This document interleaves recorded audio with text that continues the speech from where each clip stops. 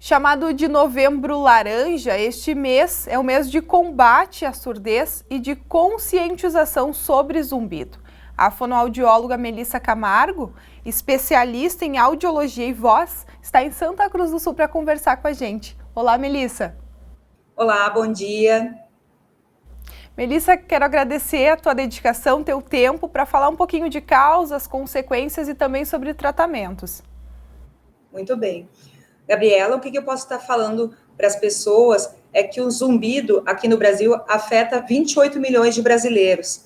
O zumbido, ele é multifatorial, tem várias causas. Uma delas é associada à perda de audição ou pode ser por outros fatores, como alterações metabólicas, estresse, fadiga, jejum prolongado, cafeína em excesso.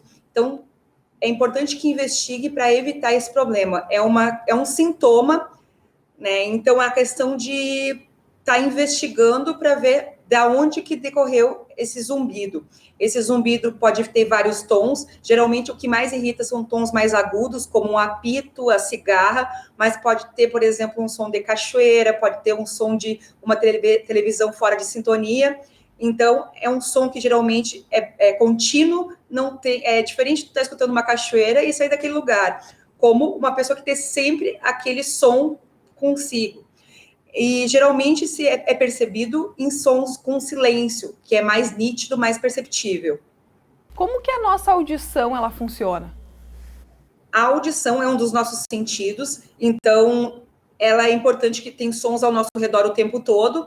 São as orelhas que captam esses sons que estão no ambiente, essas ondas sonoras, entra no conduto auditivo, através do pavilhão auditivo de uma das orelhas, faz com que as ondas sonoras se transformem em ondas mecânicas que são percebidas dentro do ouvido, e o comando de tudo isso é o cérebro que reconhece aquele som que está entrando no nosso organismo. É ele que vai dizer que aquele som que a gente escutou é um cachorro latindo, é um ar-condicionado, é uma pessoa conversando, é meu filho me chamando.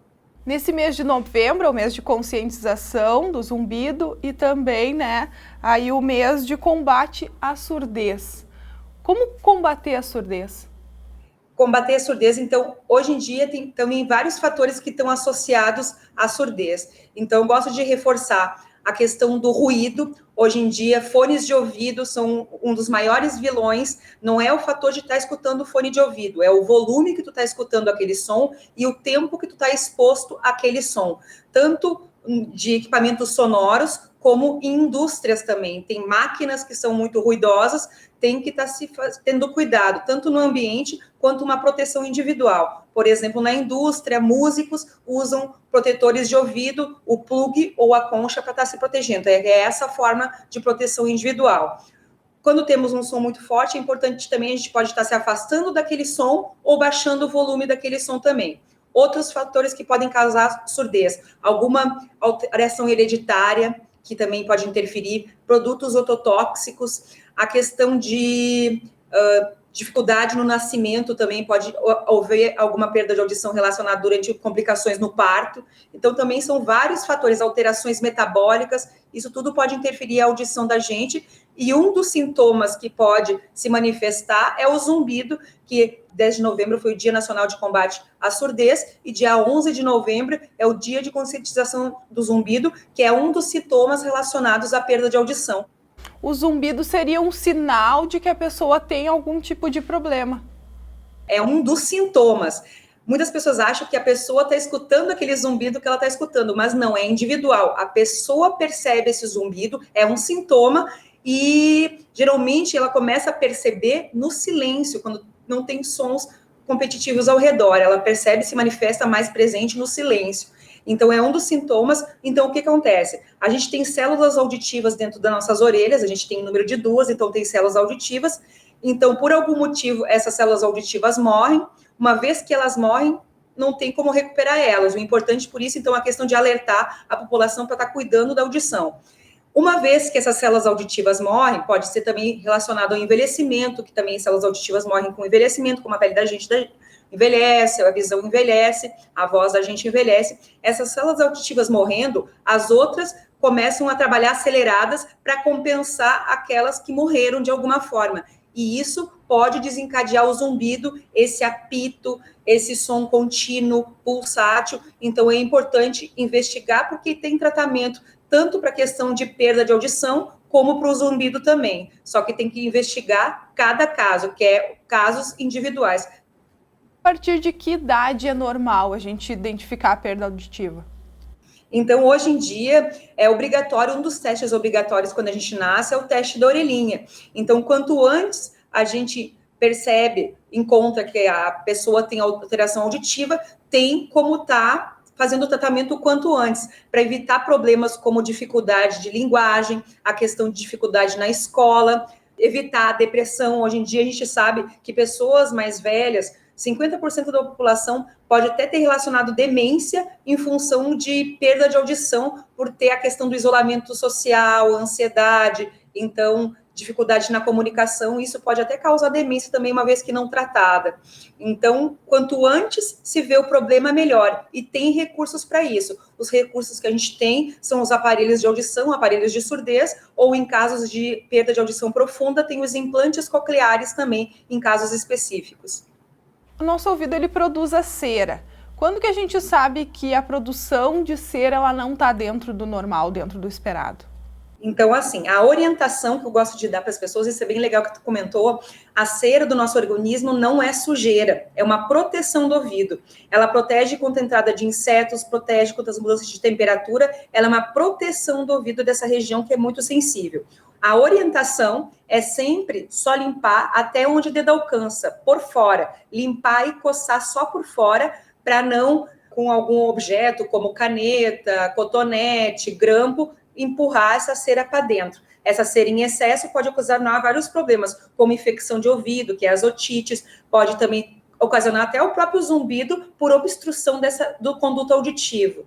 Então, a orientação é só limpar por fora, mas se a pessoa notar que está com sensação de ouvido tapado, está com dificuldade de estar escutando, é importante procurar um especialista, ou um fonoaudiólogo, ou um médico otorrinolaringologista para estar investigando, que provavelmente vai ter que fazer uma limpeza, uma lavagem com o médico, se tiver uma cera em excesso. Ou também o contrário pode acontecer. Tem pessoas que produzem pouca cera, também é importante que procurem um especialista para estar investigando isso melhor, para não causar problemas de audição e afins. Você falou do uso com o dedo e utilizar aquela haste flexível. É correto ou não? Não é recomendado? Então, o recomendado pode até usar, só que só por fora, até onde o dedo alcança. Não precisa ser necessariamente a haste flexível, pode ser até uma toalha depois que saiu do banho, um pano macio, para estar limpando só por fora, não lá dentro, para deixar essa proteção que é importante para os nossos ouvidos, para proteger mudança de temperatura, entrada de insetos, etc. Exames frequentes que devem ser feitos ou não, só devem ser feitos quando a pessoa identifica algo anormal? Quando a gente nasce, hoje em dia é obrigatório, é feito o teste da orelhinha, mas tem o longo da vida da gente. Então, se a pessoa suspeita que está com alguma dificuldade de audição, quais são os sinais? Não estou entendendo o que as pessoas estão conversando comigo, a questão de ter que aumentar o volume da televisão, vários sintomas. Eu pedi para as pessoas repetirem o que está falando, dificuldade de estar percebendo a diferença de sons. Então, muitas vezes na idade escolar, a criança percebe o som, mas não consegue diferenciar sons. Então, é importante, quando suspeitar envelhecimento também, a pessoa envelhece, todo mundo vai perder a audição. Mas se ficar difícil a questão da comunicação, interação com outras pessoas, está procurando recursos que hoje em dia tem. Procurar um médico otorrinolaringologista e um fonoaudiólogo. O exame, tem uma bateria de exames que podem ser feitas. O mais conhecido é a audiometria. Então, se faz esse exame de audição e, uma vez que é detectado algum problema ou não, tem mais exames para estar indicando qual o tipo da perda, o melhor tratamento, etc. Procurando um profissional mesmo. Melissa, ainda te perguntar, você falou de otites e outras doenças, infecções, acabam tendo, né? Principalmente no inverno. Aí, após isso, é normal a pessoa ter ali alguns zumbidos por conta desse processo inflamatório? Pode acontecer o zumbido, mas sempre, como a gente está reforçando, o zumbido é um sintoma. Uma vez que se manifesta o zumbido, investigue se ele começar a ficar com certa frequência, que pode ser o primeiro sinal que está desencadeando alguma alteração auditiva. É a fadiga, é o cansaço das células auditivas do ouvido. Então, é um dos sinais que alguma coisa não está certo. Pode ser por um abuso de som. Por exemplo, eu fui numa festa, escutei e abusei do som na caixa de som, fui num show, fiquei com aquele zumbido. Algumas vezes ele pode permanecer, algumas vezes ele some. Mas se começar com certa frequência, esse zumbido, uma dor de cabeça, essa dificuldade de estar entendendo o que as pessoas falam, investigue, porque pode ser sinal que está desencadeando, está acontecendo uma perda auditiva. Antes da gente encerrar, você falou do fone de ouvido, que a gente precisa cuidar o volume. Qual é a recomendação? Qual é o volume correto para se escutar, para não ter, né, perda auditiva?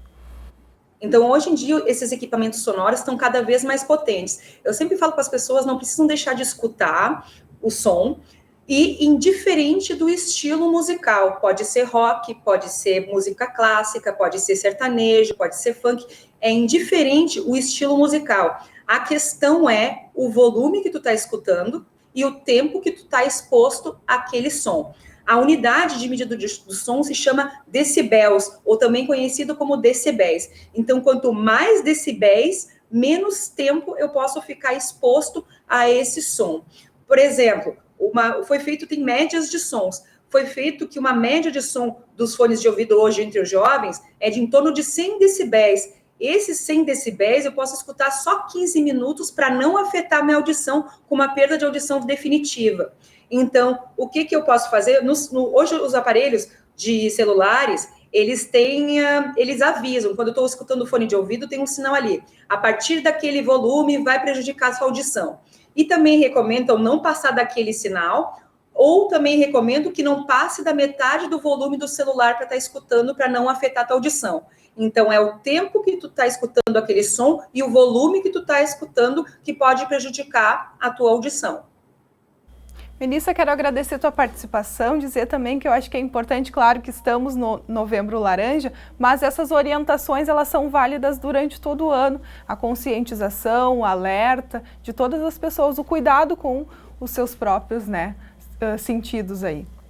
A Organização Mundial de Saúde, Gabriela, colocou a surdez como das 5 prioridades para esse século. Então, não é só a questão do indivíduo, é a questão da poluição sonora no ambiente também. Hoje em dia, a gente está em restaurantes que tem um som de uma caixa de som, as pessoas estão conversando alto, estou na rua, caixa de altos-falantes. Então, é uma das prioridades a questão da surdez, porque não tem idade para ter perda auditiva.